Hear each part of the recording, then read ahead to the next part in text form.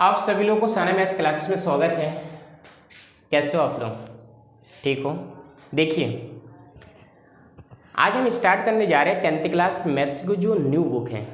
ठीक है, new book को हम ख़त्म करेंगे और ये इंट्रोडक्शन क्लास होगा फर्स्ट चैप्टर का। फर्स्ट चैप्टर के इंट्रोडक्शन क्लास के बाद मैं उसकी एग्जाम्पल्स करा दूँगा और इस प्रकार से हम पूरी सिलेबस को कंप्लीट करेंगे और आप लोग बहुत बेहतरीन तरीके से इसको पढ़िएगा, एकदम जीरो से बताएंगे चीज़ों को। मेरे जो ऑफलाइन क्लास के बच्चे हैं बहुत बेहतरीन नंबर ला रखे हैं मैथ्स में। 95 नंबर जो है लाए हैं यहाँ के बहुत सारे बच्चे। तो 94 95 तो आप लोगों को पढ़ना है और जितना मैं बता दूँ ये इनफ होगा। आप इसको बहुत बेहतरीन तरीके से पढ़िए। सबसे पहले हम सिलेबस को कंप्लीट करेंगे, फिर हम पेपर को सॉल्व करेंगे। ठीक है, देखिए वास्तविक संख्या। सबसे पहले हम वास्तविक संख्या होती क्या है तो ये जानना जरूरी है ना। चैप्टर पढ़ने से पहले वास्तविक संख्या है क्या तो ये जानना बहुत ज़रूरी है। देखिए संख्या है ना, संख्याएं को अगर मैं बांटूँ तो संख्या हमारी बन जाती है, एक बन जाती है वास्तविक संख्या है। क्या बन जाती है? वास्तविक संख्या। और दूसरा बन जाता है हमारा काल्पनिक संख्या। काल्पनिक संख्या देखिए जरा, पता है वास्तविक संख्या जो ये चैप्टर है हमारा, ये वास्तविक संख्या है। काल्पनिक संख्या क्या है सुनो, अगर रूट के अंदर माइनस आ रहा है, जैसे ना -√2 ये आ रहा है, ठीक है, तो इस पता है काल्पनिक संख्या क्या करती है? काल्पनिक संख्या अगर कोई भी संख्या जो रूट के अंदर माइनस है, रूट के -2 हो गया, -6 हो गया, -4 हो गया, रूट के अंदर अगर कोई माइनस वैल्यू है ना तो ये काल्पनिक संख्या इमेजिनरी नंबर बनाता है। ये क्या बनाता है? ये इमेजिनरी, क्योंकि -1 रूट में -1 हमें क्या देता है पता है? आई देता है। समझ रहे हो? यहाँ से -1 निकलेगा और -1 निकाल के क्या देगा? आएगा। ये हमारा सिलेबस का पार्ट नहीं है तो इसको हम पढ़ेंगे नहीं। हम क्या पढ़ेंगे? हम पढ़ेंगे वास्तविक संख्या।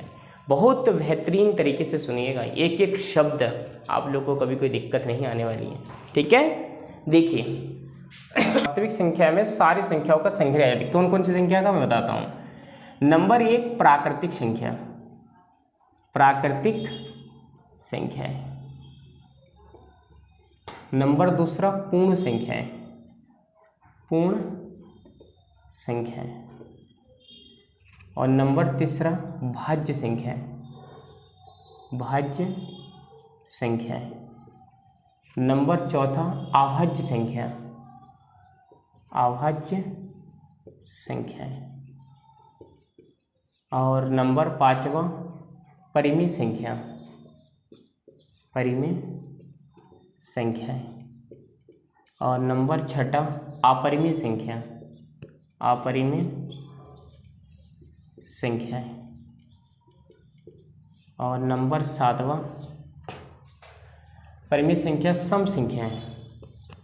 सम संख्या है। और नंबर 8 हो जाएगा विषम संख्या। विषम संख्या है। और नंबर 9 हो जाएगा पूर्णांक। आप लोगों को ना इन संख्याओं के बारे में पता होना चाहिए कि प्राकृतिक संख्या क्या होता है, पूर्ण संख्या क्या होता है, भाज्य संख्या क्या होता है, अभाज्य संख्या क्या होता है, परिमेय संख्या क्या होता है, अपरिमेय संख्या क्या होता है, सम संख्या क्या होता है, विषम संख्या क्या होता है, पूर्णांक संख्या क्या होता है। जिस बच्चों ने 9th क्लास में कुछ भी नहीं पढ़ा ना, वो बच्चे भी 95 नंबर 100 नंबर ला सकते हैं। लेकिन ये क्लासेस मेरे साथ पूरा रहना पड़ेगा आप लोगों को, तब जाके आप, क्योंकि मैं पढ़ाऊंगा ऐसे बिल्कुल 9th को ध्यान में रखते हो। जिन बच्चों ने 9th क्लास भी नहीं पढ़ा कोई बात नहीं, आप बहुत अच्छे से तैयार कर सकते हो यहाँ से। प्राकृतिक संख्या क्या होता है? प्राकृतिक संख्या ना, प्राकृतिक संख्या अगर मैं फर्स्ट एक बात करूँ, मैं संख्या ना फटाफट लिख दे रहा हूँ, ठीक है। प्राकृतिक संख्या जो है 1 से स्टार्ट होता है। 1 2 3 4 कहाँ तक जाएगी? अनंत तक जाएगी। ये हमारी प्राकृतिक संख्या कहलाता है।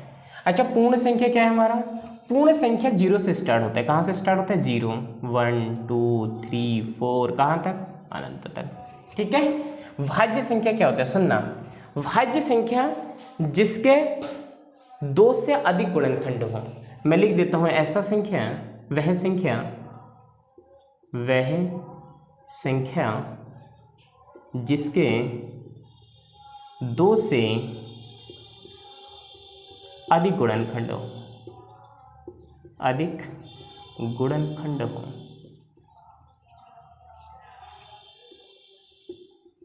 दो से अधिक गुणनखंड हो। जैसे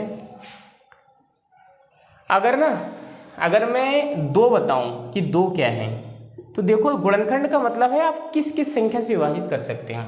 तो 2 को ना आप 2 से विभाजित कर सकते हो, 2 से 2 का भाग चला जाएगा और 1 से भी चला जाएगा, तो इसके 2 गुणनखंड हैं। लेकिन भाज्य होने के लिए हमें कितने गुणनखंड की जरूरत है, 2 से अधिक गुणनखंड की जरूरत है। तो 2 तो नहीं है। अच्छा, 1 में कितने गुणनखंड हैं, तो देखो 1 से विभाजित होता है, तो 1 में 1 गुणनखंड है। तो 1 जो है अभाज्य भी नहीं है। मैं अभाज्य संख्या भी बताऊंगा। अभाज्य संख्या में यहाँ पे बता देता हूँ कि जिसके 2 गुणनखंड होते हैं, और भाज्य संख्या क्या होता है, जिसके 2 से अधिक गुणनखंड होते हैं। लेकिन 1 में तो 1 ही गुणनखंड है, तो इसका मतलब क्या है कि 1 ना तो भाज्य है और ना ही अभाज्य है। ठीक, इधर देखो। अब कहानी क्या बनेगी इसकी, कहानी ये बनेगी कि अब 3 पे जाओ तो 3 संख्या किससे विभाजित होती है, 3 1 से और 3 3 से विभाजित होते हैं, यानी कि इसमें भी 2 गुणनखंड है। अगले 4 पे चले जाओ, फिर 4 देखो किससे किससे विभाजित होगा, 4 2 से होगा विभाजित, 4 4 से होगा विभाजित, 4 1 से होगा विभाजित। कितने गुणनखंड है, कितने गुणनखंड, 3 गुणनखंड, 3 गुणनखंड मिल गया हमें। और 3 गुणनखंड की मिल गया, इसका मतलब क्या है, इसका मतलब है कि 4 भाज्य संख्या है। सबसे छोटी भाज्य संख्या क्या है, 4 है। सबसे छोटी भाज्य संख्या क्या है, 4 है। ठीक है, स्मॉल जो है सबसे छोटी भाज्य संख्या जो हमारा है वो क्या है, 4 है। तो भाज्य संख्या में अगर मैं एग्जांपल बताऊं तो क्या हो जाएगा, 4 हो जाएगा, 6 हो जाएगा, 8 हो जाएगा, 9 हो जाएगा। ठीक है, 9 भी है, 9 3 से विभाजित होता है, 9 9 से विभाजित होता है, 9 1 से विभाजित होता है। ठीक है, और 9 10 भी हो जाएगा, 11 नहीं होगा, 12 हो जाएगा। ऐसे बहुत सारी संख्या है भाज्य संख्या। ठीक, देखो अभाज्य संख्या क्या है, वह संख्या है जिसके 2 गुणनखंड हो, 2 गुणनखंड हो। वह संख्या जिसके 2 गुणनखंड हो वो हमारा क्या कहलाता है, अभाज्य संख्या कहलाता है। सबसे छोटी अभाज्य संख्या देखो, 2 में 2 गुणनखंड है ना, तो 2 हो गया, 3 हो गया, फिर 5 हो गया, 7 हो गया, 8 9 10 11 हो गया, 12 13 हो गया। इन सब में ना 2 गुणनखंड है। पता है क्या, एक तो वह खुद से कटता है और एक 1 से कटता है। 3 भी खुद से कटेगा, 1 से कटेगा, तो हमारा क्या कहलाएगा, ये अभाज्य संख्या। परिमेय संख्या क्या होता है, वह संख्या जिसको हम P/Q के रूप में लिख सकते हैं। वह संख्या जिसे हम P/Q के रूप में लिख सकते हैं, Q के रूप में लिख सकते हैं, जिसे हम P/Q के रूप में लिख सकते हैं। ठीक है, और Q nought is equal to 0, Q 0 के बराबर नहीं होगा, तो वह संख्या हमारा क्या कहलाएगा, परिमेय संख्या कहलाता है। अब परिमेय संख्या का एग्जाम्पल देखो, परिमेय संख्या 1/2, ये हमारा क्या है, P है, और ये हमारा क्या है, Q है। बन जाएगा, क्या दिक्कत है। अगला देखो, क्या 0 परिमेय संख्या है, हाँ बिल्कुल है 0 परिमेय संख्या। ये P है और ये क्या है, Q है, परिमेय संख्या है। क्या भैया ये चीज़ है, ये हो जाएगा, अरे कतई भी नहीं, क्योंकि Q को आप 0 के बराबर नहीं ले सकते। ये देखो, क्योंकि अपरिभाषित बना देता है वो। अगर किसी भी संख्या के नीचे अगर 0 रहता है ना, तो वो क्या बना देता है, अपरिभाषित बना देता है। इसलिए Q को नीचे हम नहीं लिख सकते। अच्छा सुनना, अपरिमेय संख्या क्या कहलाता है, वह संख्या जिसको हम P/Q के रूप में नहीं लिख सकते। यहाँ पे लिख सकते हैं, वहाँ पे नहीं लिख सकते हैं, तो हमारा क्या कहलाएगा, वो अपरिमेय संख्या कहलाएगा। जितने भी संख्या ऐसी है ना जो रूट के अंदर है और रूट से बाहर नहीं आ सकता, जैसे मैं देख लूँ कि जो रूट 2 है वो रूट से बाहर नहीं आ सकता है, उसके बाद √3 है, लेकिन आप √4 को डालोगे रूट के अंदर तो ये हो जाएगा 2 × 2, और 2 × 2 मिला के कितना बन जाएगा 2 है, रूट से बाहर आ जाएगा। इसके अपॉन में 1 लगाओगे तो ये p हो जाएगा और ये क्या हो जाएगा q हो जाएगा। तो जो संख्या रूट से बाहर आ सकता वो तो परिमेय होगा, लेकिन जो संख्या रूट से बाहर नहीं आ सकता और वो रूट में है तो इसका मतलब क्या है, वो अपरिमेय संख्या है। ठीक है, चलो ठीक है। देखो सम संख्या क्या है, सम संख्या वह संख्या कहलाता है जिसको हम 2 से विभाजित कर सकते हैं। ऐसी संख्या जो कितने से विभाजित हो जाती हैं, 2 से विभाजित हो जाती हैं। वह संख्याएं जो 2 से विभाजित हो सकती हैं,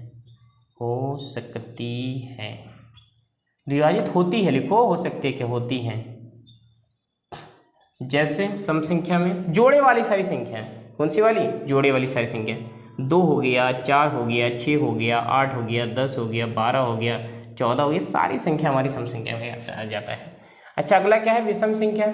विषम संख्या की क्या कहानी है, वह संख्या जो 2 से विभाजित नहीं होते हैं। 2 से विभाजित तो सारी संख्या होती है, लेकिन हमें कंप्लीट नंबर जो ना दे, ठीक है। जैसे 1 है 2 से विभाजित होगा तो 0.5 आ जाएगा, ठीक है। 3 है, फिर 5 है, 7 है, जो हम बोलते हैं बेजोड़ संख्या है। जो बेजोड़ संख्या होती है वो हमारी विषम संख्या कहलाती है, ठीक है। अच्छा 1 है, ये हमारा पूर्णांक है। पूर्णांक की बात देख लेते हैं। ये एक नंबर लाइन है, 0 है, इधर साइड ना राइट साइड पॉजिटिव होता है 0 के, 1 2 3 4 5 6 dot dot dot plus infinity, ठीक है। -1 -2 -3 -4 -1 -2 -3 -4 कहाँ तक, dot dot dot minus infinity तक। 1 हो गया, 2 हो गया, 3 हो गया, 4 हो गया, 5 हो गया, 6 हो गया, ठीक। अब सुनना बेटा, ये जो संख्या है ना, ये हमारा कहलाएगा धनात्मक पूर्णांक। क्या कहलाएगा, धनात्मक पूर्णांक कहलाएगा। और ये जो संख्या है ना, ये हमारा कहलाएगा ऋणात्मक पूर्णांक।